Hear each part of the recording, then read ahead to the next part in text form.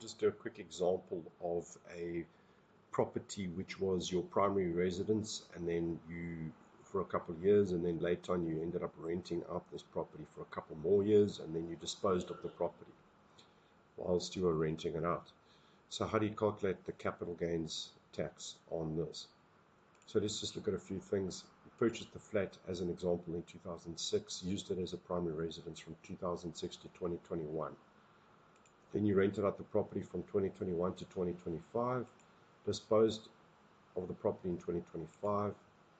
The purchase price, okay, to calculate the base cost of the property, you're going to need to take into account the purchase price, any capital improvements. So, for example, you purchased the property, it had cheap carpets, you put in upmarket vinyl, that's a capital improvement. Agent's fee, that will include VAT, remember, VAT inclusive. Costs you can't claim, maintenance costs.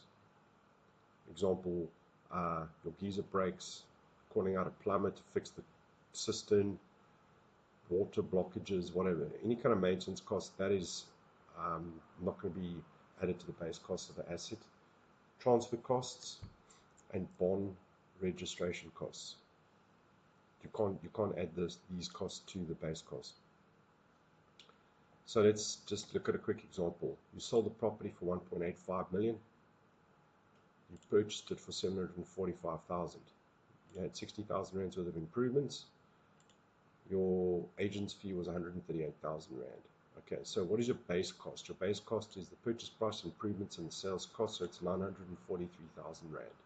Okay, you need the base cost to calculate what your capital gain is. So you sold it for 1.85 million, and your base cost was 943,000. So your capital gain was 906,250 rand.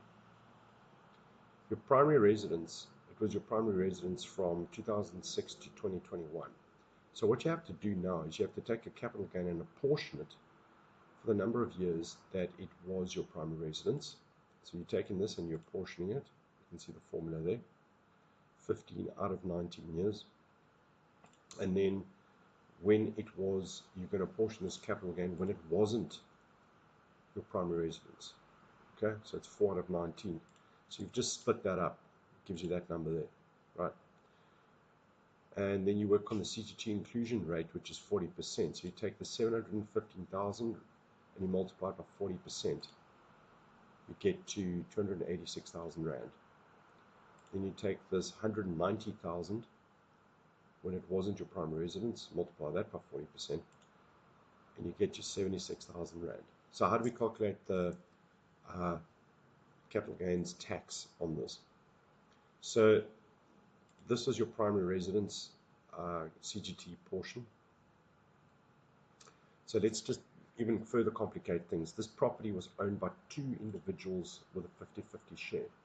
Okay, so it's primary residence of person A and person B. So that 286,000 rand inclusion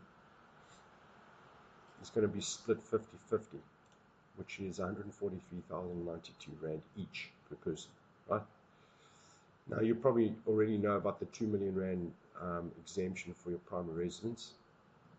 That gets split because it's a 50-50 ownership, so it's not 2 million here, it will be 1 million. It's 2 million divided by 2, 50-50.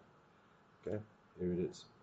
So the capital gain that's going to be added to taxable income from your primary residence portion is 0. When it's not your primary residence, person A and person B split 50-50 capital gain. So let's just go up here again, 76,000 rand.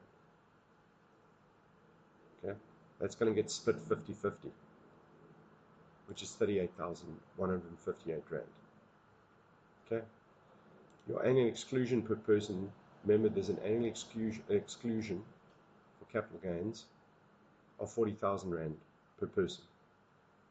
So you made a capital gain of 38,000 rand, and you have an annual exclusion of 40,000 rand. So the capital gain from the property when it wasn't your primary residence, and that's going to be added to your taxable income, is 0. I hope that this enlightens you a little bit about primary residence and non-primary residence and the CGT implications of